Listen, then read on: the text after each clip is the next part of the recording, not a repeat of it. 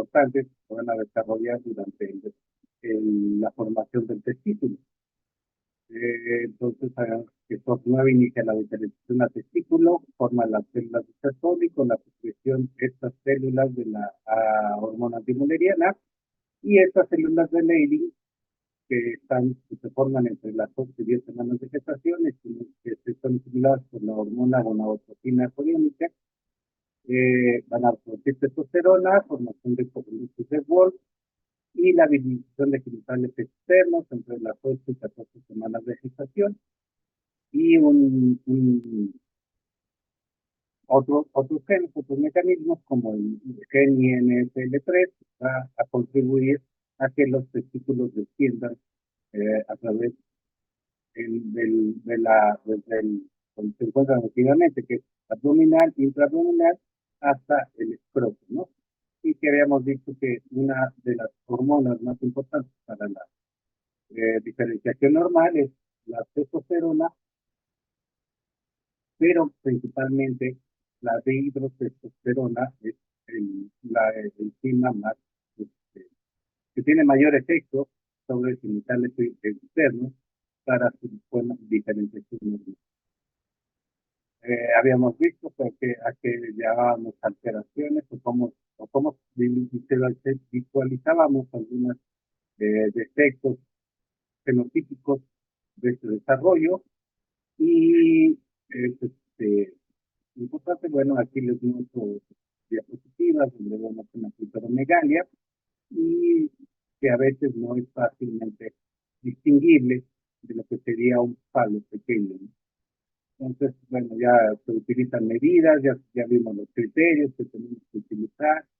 Estas son las hipospadias, que es frecuente, es una forma incompleta de diferenciación, de alteraciones de la diferenciación, pero es frecuente observarlo en recién nacidos de origen masculino.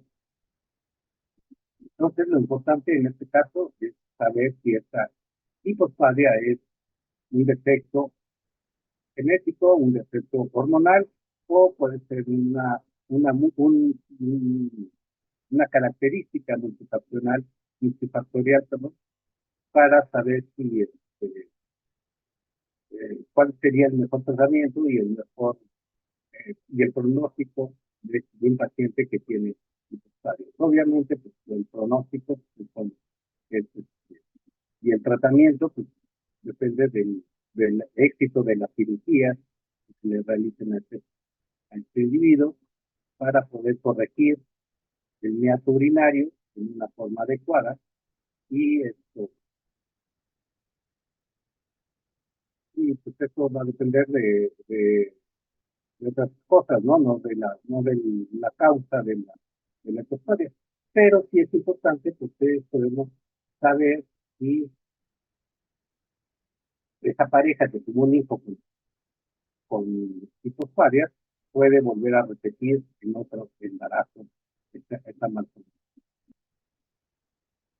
Habíamos dicho de los testículos, del centro testicular, que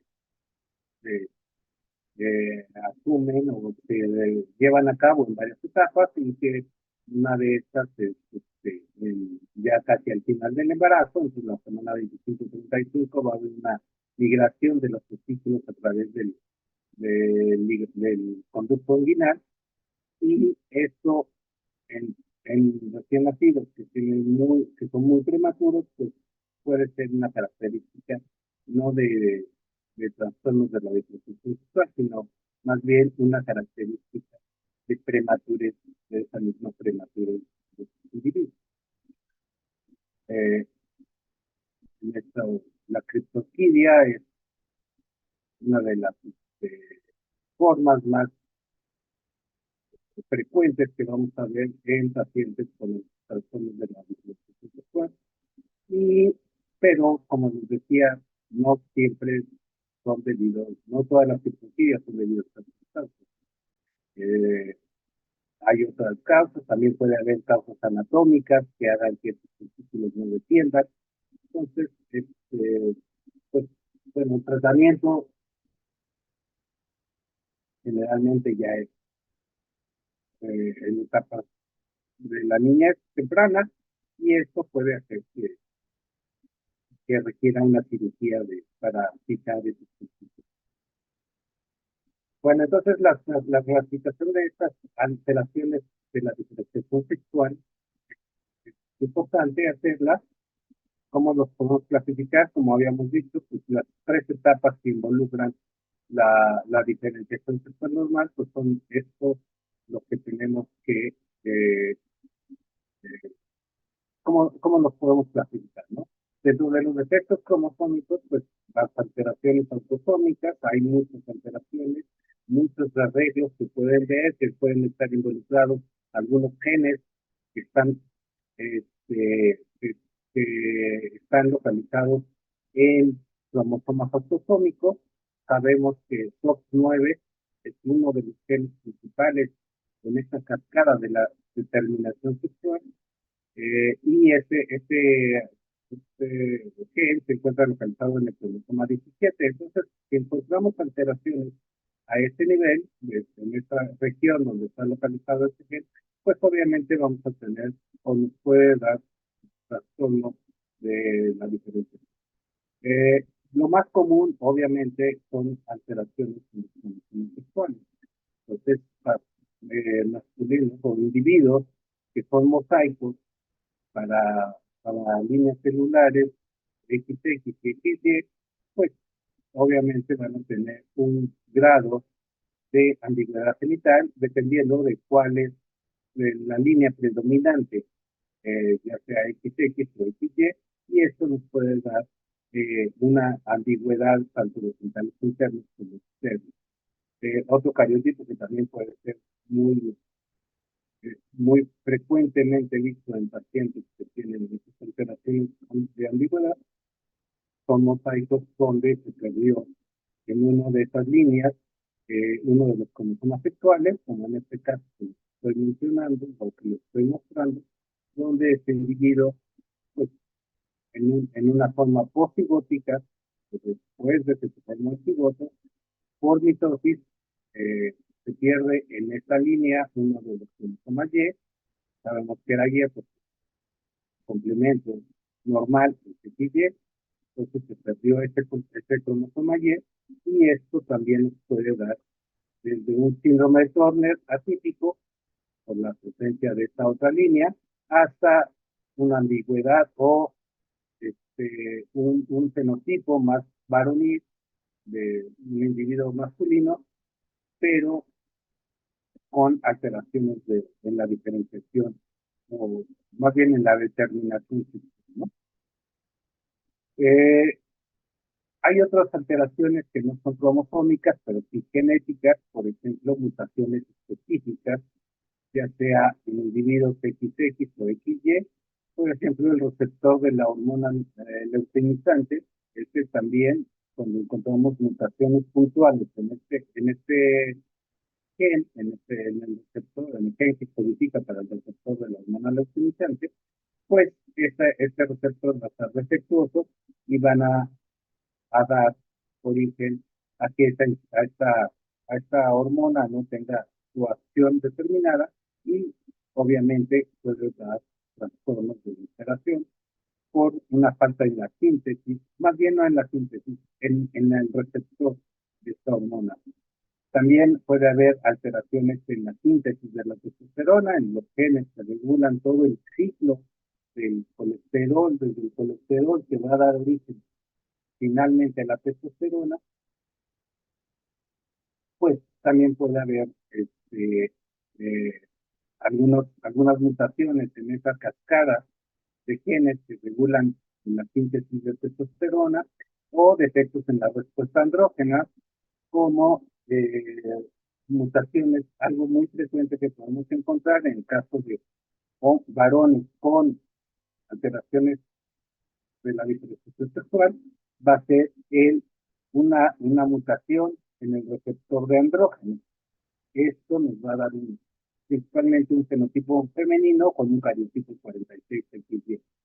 Y obviamente las gonadas genéticas son también una característica de una falta de de desarrollo normal de las gónadas, y esto, obviamente, estas gónadas genéticas lo más frecuentemente que vamos a observar es en individuos que tienen, que son 45X, síndrome Turner, todo el síndrome más o la alteración de la diferenciación sexual más frecuente que vamos a observar, pues son los individuos de sexo femenino con síndrome Turner, ¿no? Entonces, ellas van a tener unas gónadas disgenéticas, o sea, que van a tener nada más fibrosis, generalmente ya nacen con sus gónadas con mucha fibrosis, y estas gónadas pues, no van a ser funcionales. Hay otros casos como los sindrómicos y la resistencia de productos fulerianos, que ahorita vamos a ver. Entonces, ¿cuándo debemos de sospechar? Una cristotidia bilateral en un paciente que busca prematuro, una hipospadia grave, hipospadia más triplocidia o micropene, también debemos de sospechar en alguna alteración del desarrollo sexual, y obviamente pues, cuando hay genitales pálidos, esto ya se clasifica como tal, ¿no? Aquí les muestro en estas imágenes lo que sería una criptoxidia bilateral, vean este escroto que no tiene eh, gónadas, en este otro caso, un hipospadia muy relevante, que podría ser incluso un introito, o en este caso, donde no reconocemos exactamente cuál es el fenotipo sexual de este individuo. Ya habíamos visto las escalas, y entonces vamos a ver algunos ejemplos rápidamente de trastornos. Generalmente estos trastornos van a ser poco frecuentes. Por ejemplo, la hipoplasia de células de Leydig a nivel testicular, pues tiene una prevalencia muy poco frecuente.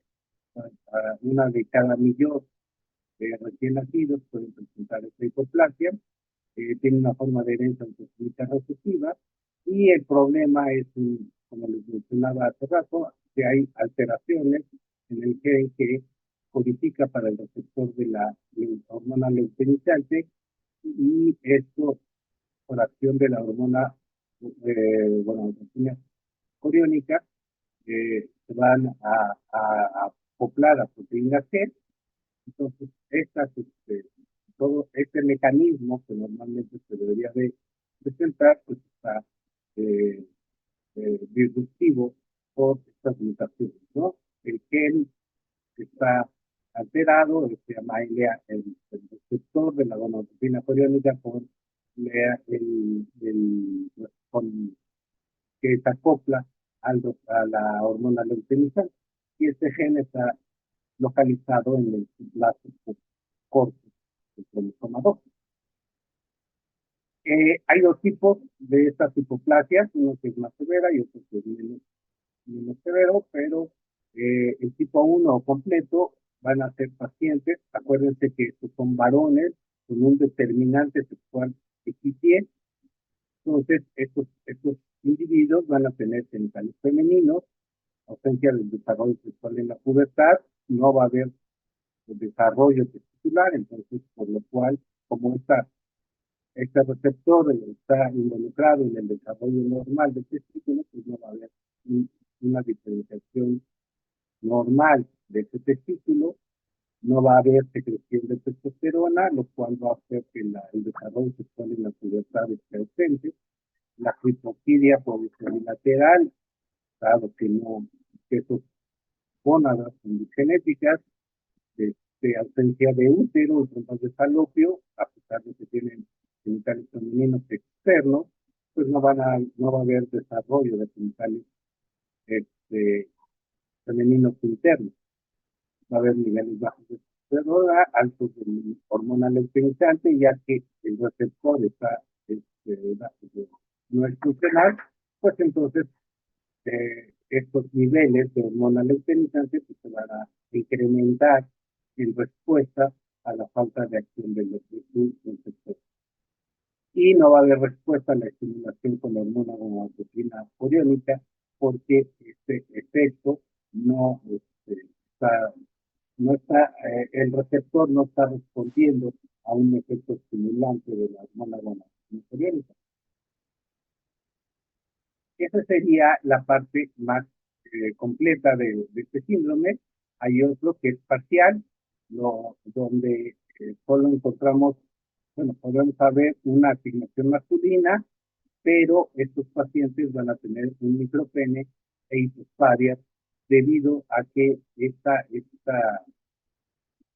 estos testículos no son suficientemente, no liberan la suficiente niveles de testosterona ni la conversión a dehidrotestosterona.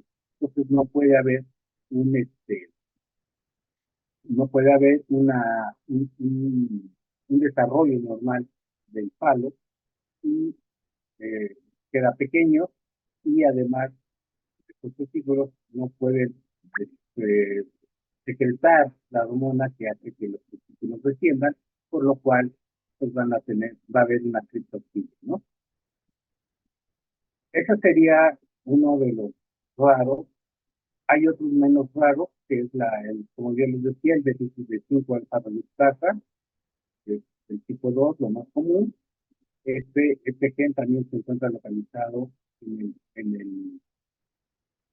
el cromosoma 2, en el brazo corto, y esto tiene una isoenzima, o sea, es una enzima que codifica, es un gen que codifica para una enzima que es muy, bueno, para dos enzimas que son muy semejantes, a esto es una isoenzima, y esta enfermedad se caracteriza por tener una herencia autosómica recesiva. El 70% de estos pacientes van a ser homocigotos para una mutación específica en el gen de la 5-alfa-reductasa, que es el receptor de andrógeno, como les decía. El 40% van a ser los compuestos y en 36.4% de estos casos va a haber un antecedente con continuidad principal. Entonces, ¿cuál es la principal? Habíamos también comentado cuál era la principal alteración de esta enzima, o cuando hay un gen, cuando está mutado el gen que codifica para esta enzima, pues es la imposibilidad de convertir normalmente en niveles normales de testosterona a dehidrotestosterona, ¿no? Entonces, habíamos visto que la dehidrotestosterona pues, tiene el efecto mayor sobre la diferenciación entre los testosterona. El 70% de ellos van a tener una asignación femenina. Muchos de estos pacientes sí van a tener una ambigüedad genital muy manifiesta. Micropene se va a manifestar en el 61% de estos casos. E hipospadias está alrededor del 40%, la criptoxidia un 19%, y lo que hace el diagnóstico a nivel de laboratorio pues es la relación testosterona de hidrotestosterona que debe de estar más aumentada de 10 veces lo normal, es hasta 10 veces esta relación, pero cuando está muy, muy, muy aumentada, esto va a hacer sospecharnos, eh, hacernos sospechar que hay un defecto en esa enzima. El riesgo de que esos pacientes que tienen un cariotipo 46 deficiente, el riesgo de que desarrollen algún tumor de células germinales es, es importante, ¿no? El riesgo de gonadoblastoma, por ejemplo, en estos pacientes, pues se ve incrementado eh, con, de forma importante, ya que hasta un 30% de ellos van a poder desarrollar tumores. Y bueno, el gonadoblastoma es un tumor benigno que va a dar problemas, principalmente de crecimiento, pero también hay otros este, tumores que se pueden desarrollar que no son benignos, como de cordones de los cordones espermáticos también pueden hacer, y las células de Leydig también pueden formar tumores malignos, sarcomas, principalmente, a nivel de sarcomas, que eso sí ya tienen un riesgo elevado para eh, mortalidad de los pacientes. Hay otra enfermedad que también puede llegar a ser un, frecuentemente en estos individuos, que podemos observarlo, no tan frecuente como la deficiencia de 5-alfa reductasa, que habíamos dicho que un, más o menos 1 de cada 5.000 recién nacidos pueden tener varones o con tipo complemento X que pueden llegar a tener un déficit de esta enzima. Este es menos frecuente, 2 a 5 por cada 100.000, pero también tiene una herencia ligada al X. El gen que se ve alterado, es el receptor de andrógeno que se encuentra localizado en el cromosoma X, el brazo largo, en la región 2. Es un receptor, este receptor de andrógeno es un receptor nuclear de unión andrógeno, que obviamente tiene una herencia ligada al X. El 30% de los casos son de nuevo, pero el 70% restantes son familiares. Entonces, es común ver familias donde hay varios individuos de sexo o de fenotipo femenino que presentan infertilidad, ¿no? Que son infertiles.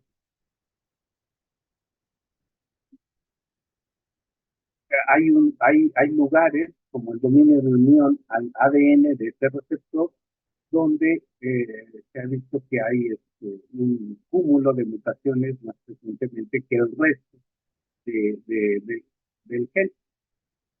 También se ha visto que existen casos donde se ha documentado un infectismo somático para alteraciones en el receptor de andrógeno.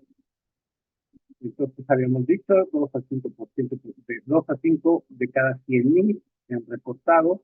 Hay algunas eh, poblaciones donde esto es más frecuente, obviamente donde hay mayor número de consanguinidad o mayor frecuencia de uniones consanguíneas, pues esta prevalencia aumenta debido a esto, ¿no? El diagnóstico lo podemos hacer fácilmente del gen, porque es un gen que no es relativamente chico, no es tan grande, pero en la secuenciación, generalmente todos estas mutaciones que se han descrito de esta enfermedad van a ser puntuales y lo podemos determinar por la secuenciación del gen.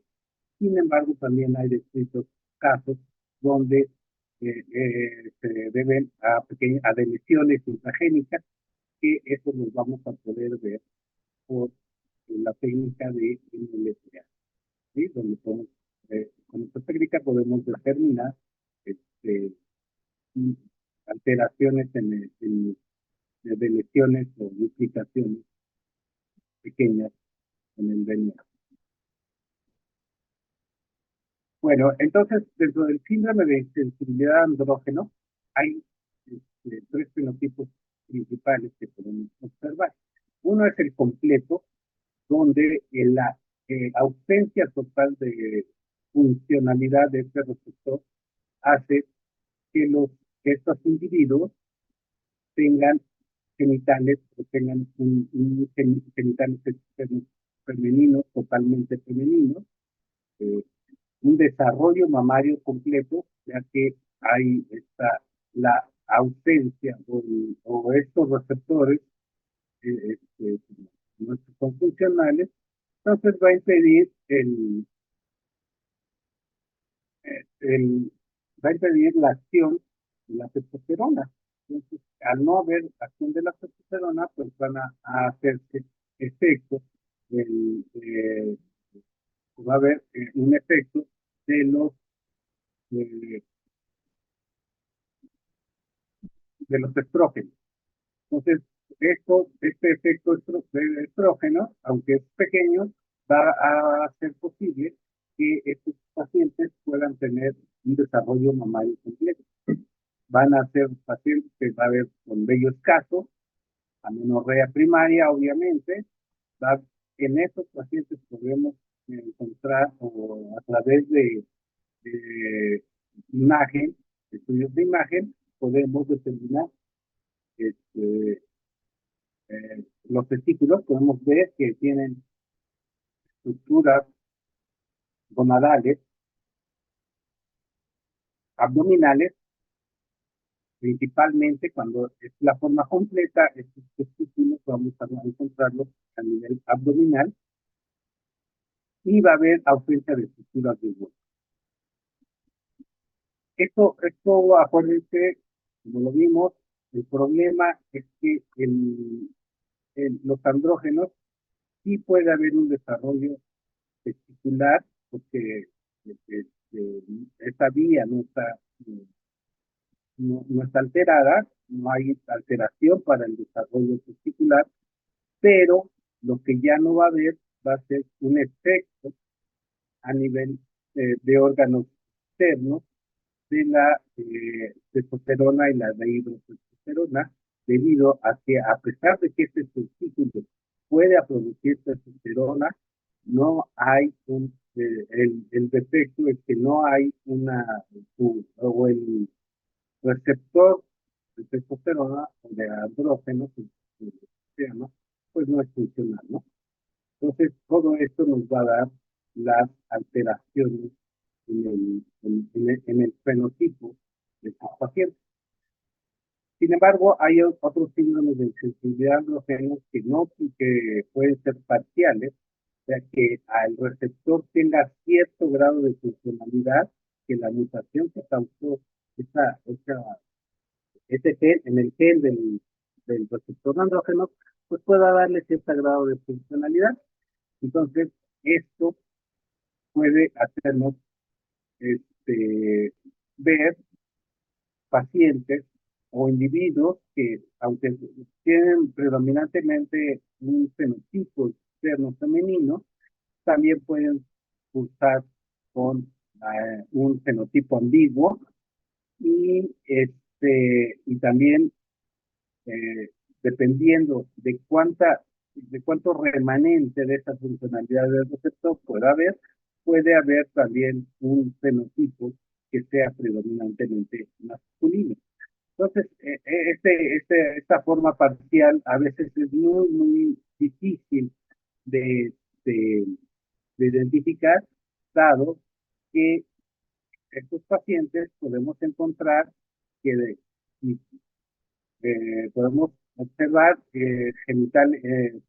fenotipos, individuos con fenotipo femenino, pero a nivel inguinal podemos palpar gónadas. Y muchas veces esto lo confunden con una hernia inguinal. Entonces, son pacientes que operan de una hernia inguinal a temprana edad porque se siente una tumoración ahí a nivel inguinal, eh, se cree que puede ser una hernia inguinal y lo que se determina es que es un testículo que está en el canal inguinal y por eso está, y eso es lo que se identifica, ¿no? Y ya un síndrome más leve, pues lo que nos va a causar es un fenotipo masculino, obviamente, pero con infertilidad. Va a haber poca virilización puberal y puede haber una ginecomastia marcada de sus pacientes. Entonces, todos estos fenotipos diferentes que tiene esta enfermedad pueden llegar a ser todo un reto para el diagnóstico, ya que podemos empezar, o pueden ser muy variable la expresividad del fenotipo en estos pacientes.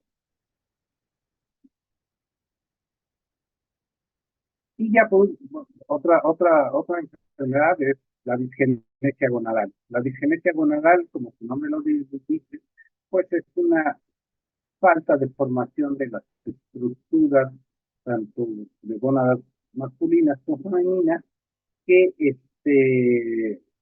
que van a dar alteraciones principalmente histopatológicas. Va a haber una fibrosis, una dialimitación en caso de los testículos, va a haber dialimitación de los tubos feminíferos, y toda esta, todo este alteración en la morfología normal de las gonadas que se van a clasificar como disgenesia. En los fenotipos femeninos, habíamos dicho que la principal causa de disgenesia gonadal pues es el síndrome de Turner. En los varones, como, obviamente, en un individuo con un fenotipo masculino, pues hay que pensar en otras cosas, ¿no? Como mosaicos o como un síndrome de regresión testicular. Entonces, dentro de las sinergias gonadales, en varones, 1 de cada 80,000 individuos pues, pueden presentar esta condición. Las características o una de las causas principales o hay que descartar es que sea un individuo con un cariotipo mosaico, donde no una línea germinal haya perdido, una línea, perdón, sexual haya perdido, digo, una línea tenga pérdida del ciclo sexual y eso pueda dar origen a esta disgenesia gonadal. Eh, cuando hay que sospecharlo en un individuo con un cariotipo 46XY con estructuras mullerianas. Acuérdense que las estructuras mullerianas derivan de los paramesonefros, de los conductos paramesonéficos, y eso es característico en un individuo femenino. Entonces, si un individuo masculino con un cariotipo masculino tiene derivados mullerianos, pues hay que pensar que esos gónadas no están produciendo la cantidad de hormonas, de andrógenos que se requiere para la diferenciación de Wolffiano. Entonces, estas disgenesia gonadal pueden ser completas o parciales, hay grados de diferenciación testicular diferentes, incluso puede hacer que un testículo pueda ser disgenético y el otro no, y un lado puede estar disgenético, en el otro no, y pues eso alcanzaría para hacer más o menos un fenotipo masculino normal, si bien no es totalmente normal, o puede causar infertilidad ya en etapas postpuberales, ¿no? Pero también estas gonadas eh, pueden originar una diferenciación anormal donde haya tanto tejido testicular como tejido ovárico. A esta condición se le conoce como ovotesis, donde en una gónada podemos ver que hay tanto desarrollo de tejido testicular, de tejidos, por ejemplo, algunas células de Leydig, algunos túbulos luminíferos, algunas células de Sertoli, pero también podemos encontrar células de la teca como tejido ovárico, obviamente eh, los cordones ováricos también pueden estar presentes.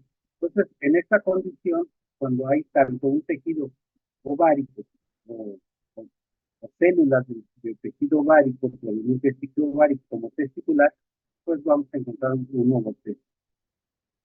Todos estos pacientes con una disgenesia gonadal, donde haya un Y, donde se observa un Y en su cariotipo, van a tener un riesgo incrementado para tumores gonadal. El más común con mucho es el gonadoblastoma. Un 30% de estos pacientes pueden desarrollar gonadoblastoma en alguna etapa de su vida, ¿no? Entonces, por eso es importante hacer un buen diagnóstico. Otra causa de una disgenesia gonadal es algo que llaman síndrome de Pavlov, Hoyer, y esto también se conoce como un síndrome de regresión testicular. Esto quiere decir que son pacientes que nacen sin testículos, hay como una efervescencia, o como que desaparecen los testículos.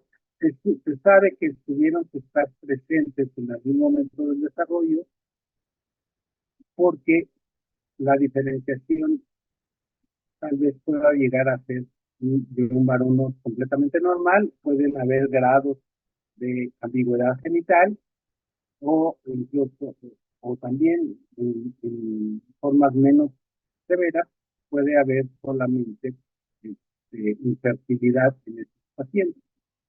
Pero estos pacientes van a tener un desarrollo normal, más o menos, de un varón, pero lo que vamos a encontrar es una disgenesia gonadal completa. Va a ser ausencia de testículos en un recién nacido. Esto acontece aproximadamente en uno de cada 80,000 recién nacidos, y solo una pequeña proporción de estos pacientes se va a poder explicar porque haya una pérdida del gen SRY en el cromosoma Y.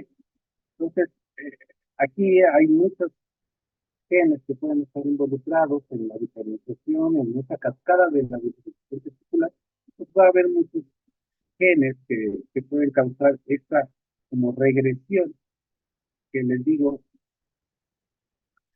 y eh, el, donde los pacientes van a desarrollarse. Son pacientes con un fenotipo, generalmente con un fenotipo masculino, que tienen niveles altos, tanto de hormonas folículo estimulante como hormona leucinizante, debido a que pues, no pueden ejercer estas hormonas, ejercen su efecto en la producción o en la estimulación a nivel del testículo. Pero pues, si no hay testículo, pues ellas no pueden, tienen una secreción aumentada por una falta de retroalimentación a nivel testicular, ¿no?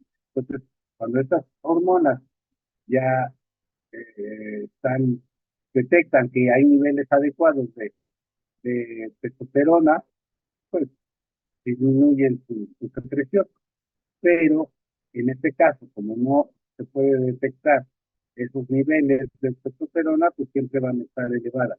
A esto se le conoce como hipergonadotropismo. Son hormonas que tienen una hipersecreción, ¿sí? A nivel talámico. Y estos pacientes también pueden tener un desarrollo, puede ser tan severa esta alteración o que es de tan temprana edad, que pueden desarrollar también algunos, a nivel adulto, pues ya pueden desarrollar mama,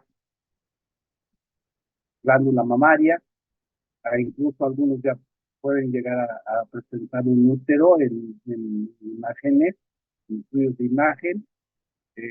Va a haber alteraciones en el desarrollo mulleriano y obstrucción, también pueden tener obstrucción en los conductos, ¿no?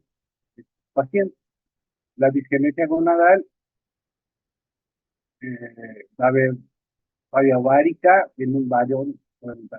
Bueno, hay que diferenciar estas alteraciones, hay que diferenciar si es un individuo 46XX con falla ovárica, o es un síndrome de Turner, o un varón con disgenesia gonadal con síndrome de Swyer, ¿sí? Estos son diagnósticos diferenciales de esta patología. Entonces, la regresión testicular, que antes se conocía como Swyer, también, como les digo, tiene que ver con esta alteración. Y la disgenesia gonadal es 46XY, va a ser muy importante en estos pacientes, va a ser muy frecuente, va a explicar alrededor del 5% de las criptorquidias. Hay una hipoplasia o disgenesia testicular, poca virilización, puede ser un evento temprano o tardío. Entre más temprano, pues va a tener más efectos a nivel del desarrollo de genitales, tanto internos como externos, entonces va a haber mayor ambigüedad e incluso una apariencia más femenina en estos pacientes. Hay muchos mecanismos que se han observado que pueden dar esta regresión testicular, eh, incluso anatómicos. Un testículo que no es bien desligado, pues también se va a atrofiar y ese tejido atrofiado pues va a dar efecto en una regresión testicular, ¿no? Y va a haber unos cordones espermáticos elementales. Esto en la parte de alteraciones únicas o como una única alteración en el desarrollo sexual. Estos ejemplos que acaban de ver. Sin embargo, hay otras que son sindrómicos, que involucran todas otras características que puede presentar un individuo y que son importantes ver que no sean parte de un síndrome, ¿no? Entonces, mutación en WT1, que es un factor de transcripción, este gen actúa como un factor de transcripción y está localizado en el brazo corto del cromosoma 1. Estos pacientes pueden tener tanto con mutaciones en este gen, pueden tener algunos involucros también de sistema genitourinario, puede ser desde alteraciones en la formación o en la localización normal de los riñones, en sus conductos, en los ureteros, en los uréteres, y también a nivel del desarrollo genital puede haber algunas alteraciones.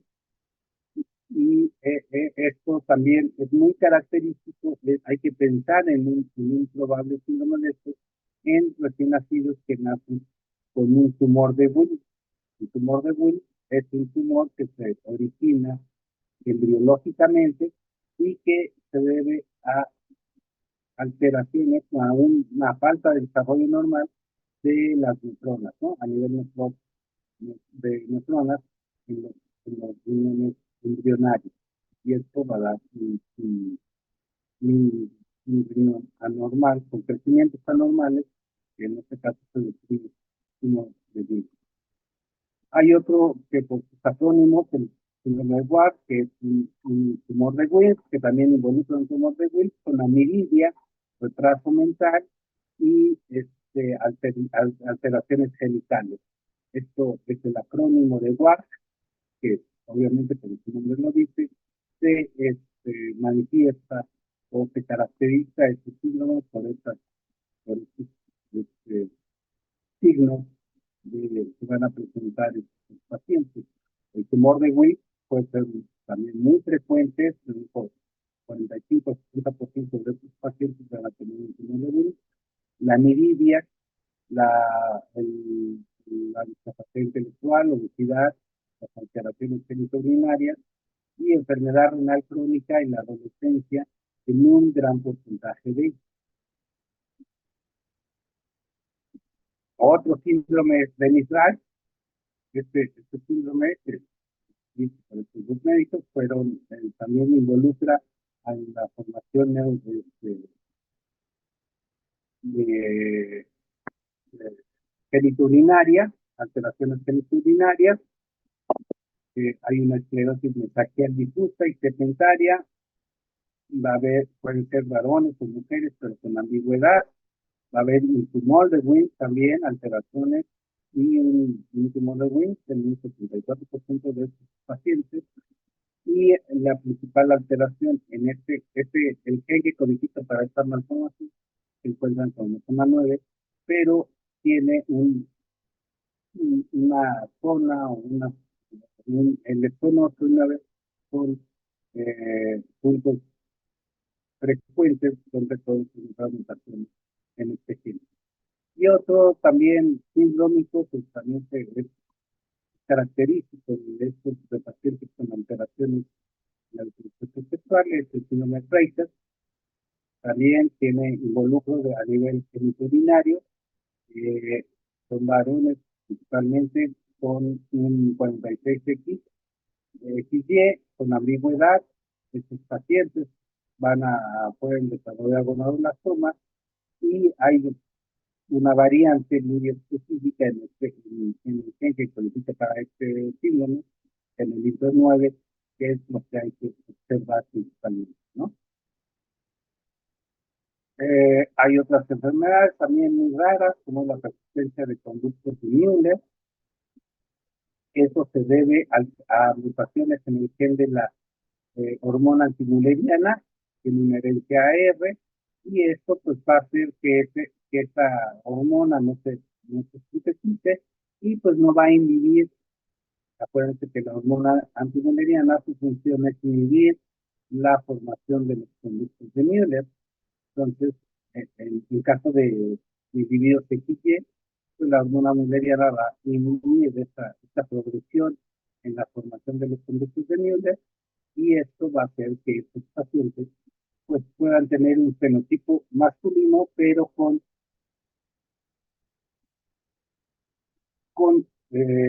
también órganos internos, con presencia de órganos rudimentarios principalmente internos, ¿no? Vean en esta resonancia, este paciente con un fenotipo masculino, como tiene un desarrollo de un útero a nivel del pene. También hay persistencia de estos conductos mullerianos con este útero rudimentario su nivel, ¿sí?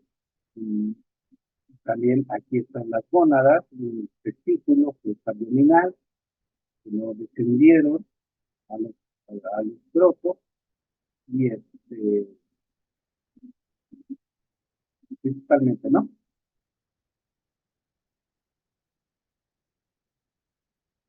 Y bueno, hay muchos genes que les decía que hay que estar pensando, hay que ver estas alteraciones, eh, y el espectro fenotípico y el espectro que pueden haber, o las causas que pueden haber dado origen a un individuo con una ambigüedad genital o con alteraciones en la distribución sexual normal, pueden ser múltiples, ¿no? Algunas de ellas pueden ser congénitas, algunas de ellas solo por falta de desarrollo a nivel gonadal, o alteraciones en la formación normal de los, eh, de los genitales externos, del fenotipo externo, ¿no? Ya posteriormente, pues ya hay otras causas incluso ambientales que pueden hacer que un individuo pues, no desarrolle una pubertad normal, pero eso pues, ya no son trastornos de la diferencia. Eso ya es otra causa que me está dando estas alteraciones de la, de la diferenciación. Entonces, es muy importante, como les decía, siempre saber cuál es el cariotipo normal, o cuál es el cariotipo que está presentando un individuo que tiene, que nace con genitales antiguos o con algún trastorno ya vivos, que puede ser desde la criptorquía bilateral hasta una falta de desarrollo de los caracteres sexuales en postpuberales en estos individuos, ¿no? En Los abordajes son múltiples, son complejos, hay que hacer estudios a nivel hormonal, obviamente a nivel cromotómico, incluso si el cariotipo es normal, pues hay que algunas veces hacer un análisis de todo el estoma, un estoma completo, para determinar qué otros genes pueden estar involucrados en esta alteración del desarrollo. ¿Sí? Pero todo esto está sustentado por cuáles son los niveles y qué tipo dónde podemos creer que pudo ser el, el efecto causante de esa falta de la diferenciación normal de un individuo. Hay muchos, como les decía, muchas formas de estudiar a estos pacientes a nivel génico, pero pues todo esto son caros, afortunadamente no es tan frecuente y muchos de estos pacientes se pueden diagnosticar con cariotipo y estudio hormonal. Podemos tener una buena sospecha de cuál es la alteración que está causando la, el trastorno de la diferenciación. Aquí, como ustedes pueden ver, todos estos mapas de procedimientos para alcanzar un diagnóstico son muy complejos, algunos arriesgados, hay que hacer pruebas de estimulación que no son fáciles de realizar, y hacer pruebas de estimulación con hormona hormona gonadotrópica choriónica muy caro, entonces algunas veces se utilizan otras sustancias que también ejercen un efecto de estimulación a nivel de las hormonas, ¿no? Todo esto para que vean lo complejo que puede llegar a el estudio de estos pacientes. Nada más es para mostrarles todos los estudios que se requieren muchas veces para poder llegar a un... Aquí hay más todavía, más causas que pueden hacer, que nos pueden confundir o que tenemos que estudiar en un paciente con algún trastorno de la diferencia. Bueno, todos estos son algunos. Por ejemplo, el síndrome de Prader-Willi, que ya vimos que puede ser por un trastorno de microdeleción o por un trastorno de la impronta. Ellos usan muy frecuentemente con eh, hipogenitalismo, con pacientes que desarrollan muy poco los genitales, principalmente los varones, tienen una hipoplasia genital muy importante, cristofilia, y además van a ser infértiles. ¿Por qué estos pacientes no se ha encontrado todavía qué, qué,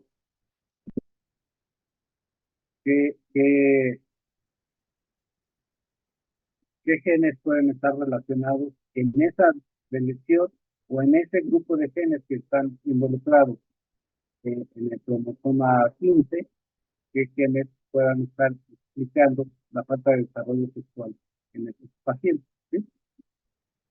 Entonces, como ustedes pueden ver, hay muchas causas, algunas cromotómicas, otras génicas y otras genéticas.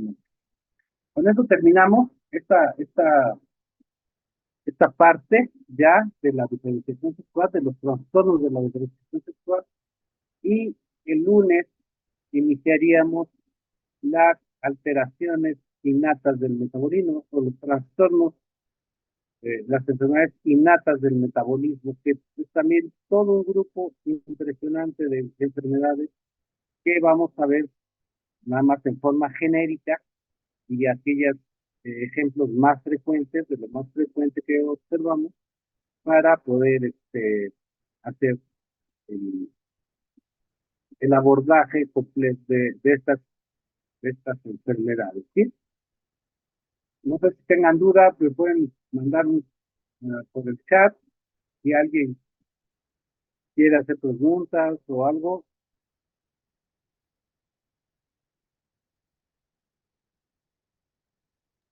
Todo bien, doctor. Bueno, bueno, todo bien, sí se escuchó, ¿verdad? Todo.